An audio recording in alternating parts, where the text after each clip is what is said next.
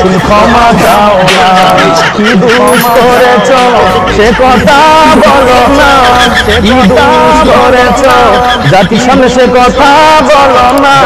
ও তুমি ক্ষমা চাও না, ও তুমি ক্ষমা চাও না। কি দোষ করেছ সে কথা বলো না। প্রিয় বন্ধুরা, আল্লাহ তাআলা ছাড় দেয়, ছেড়ে দেয় না। আহমদুল্লাহ সাহেবকে কটাক্ষ করে গান গেয়ে অর্থাৎ ভাইরাল হওয়ার নেশায় গান গেয়ে নিজেই ফেসে গেল। ভিডিওটা দেখুন।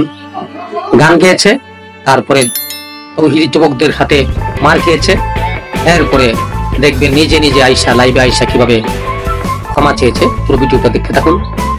ভিডিওটা দেখবেন, শেয়ার করবেন, যাতে করে অন্যরাও মুরব্বীদেরকে, বড় বড় আকাবিরদেরকে কথা বললে কি পরিণতি হয় যেন তাদের শিক্ষা হয়ে যায় ইনশাআল্লাহ। খুব হুমকি দাম দিচ্ছি, জুতা মারলে মারো। এটা ভাইরাল তো এটা হইছে, কোন আমি ভাইরাল তো হইছে। আমি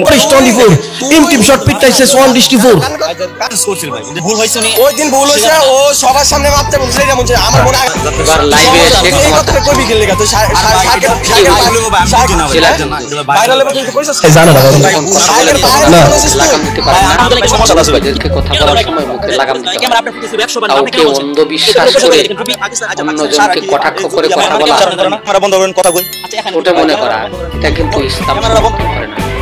আপনি মাথায় টুপি দিয়েছেন, আপনি শাইখ আহমদুল্লাহ কথা বলছেন, বলবেন ইসলাম আমি ওনা বিরুদ্ধে কই পাইছি আয়েশা ভাইরাল হওয়ার জন্য আমরা দেখাতে পারবো বলা। আর ভাই ক্যামেরা বন্ধ করেন, ক্যামেরা বন্ধ করে ভাই পরে ভাই দাঁড়ান ভাই সতর্ক ওনার হয়ে বিরুদ্ধে কেন যান। কথা বলছেন? এটা আমি ওনা বিরুদ্ধে কোনো কথা বলি না। জীবনে দেখা আর এরকম ওনার বিরুদ্ধে বলছি। আপনি প্রমাণ আছে আমার কাছে, না এটা কই বিরুদ্ধে, এটা এটা তো আমার কাছে আছে। আপনি শাইখ আহমদুল্লাহ কথা আপনাকে বলছেন, হেদায়েত আমি যে কথাটা বলছি এটা আমি পজিটিভ ভাই বলছি। আপনি বিরুদ্ধে নিলে তো আমার কোনো কারণ নাই। আপনি মানে ওনার জুতা টানার যোগ্যতা না। সকলের কাছে আমি একটু হেল্প চাচ্ছি, আমাকে সহযোগিতা করুন। আজকে একটা গজল গাওয়ার কারণে তারা আমাকে আক্রমণ করছে, আমাকে যুদ্ধবস্ত করে জবানবন্দি নিয়ে তারা বলছে তারা আপলোড করে দিবে অনলাইনে। তারা আমাকে একটা গজল বলার কারণে এত আক্রমণ, এত শত্রু হয়ে গেছি, আমি তাদের জীবনে শত্রু হয়ে গেছি। আমাকে জানে পাচ্ছে ওইখানে আক্রমণ করা হচ্ছে, আজকে আমাকে অপমান করে তারা আমাকে জোর করে জবরদস্তি নিয়ে জবানবন্দি নিয়ে গেছে। আমি আপনাদের কাছে সাহায্য চাই, এমন কেউ কি নাই আমাকে হেল্প করবেন, আমাকে সাহায্য করবেন। আমি খুব সমস্যা আছি, আন্তর্জাতিক পর্যায়ে থেকে আমাকে সর্বোচ্চ হেল্প করুন। আমি সমস্যা আছি, খুব সমস্যা, কোনো জায়গায় যাইতে পারতেছি না, কোনো জায়গায় হাতে পারতেছি না, যেখানে পাই ওই জায়গায় আমাকে সমস্যা করে। আজকে তারা আমাকে আক্রমণ করে, তারা যুদ্ধবস্ত করে অনেক অপমান টর্চারিং অবস্থা করছে। আমি নিজেকে আর পারতেছি না একটা কথা বলার কারণে। মানুষ এত শত্রু হয়, এত শত্রু কিভাবে হয়?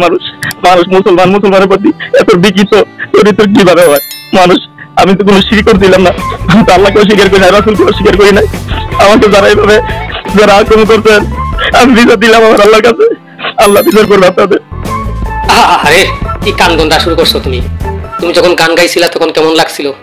এখন তোমার একবারে ভিতরে বেদনা চলে আসছে। কি দুলাইটাই তোমারে দিছে, যার কারণে তোমার একবারে কান্না চলে আসে। প্রিয় ভাইরা, এই লোকটা আহমদুল্লাহ সাহেবকে নিয়ে কুরুচিপূর্ণ একটি সঙ্গীত গাইছে, যার কারণে কিছু ইসলাম প্রেমিক বন্ধুরা তারে কিছু শাসানি দিছে, যার কারণে সে লাইভে আইসা কান্নাকাটি করতেছে। তার আল্লাহ যেন ওকে হেদায়েত দান করে।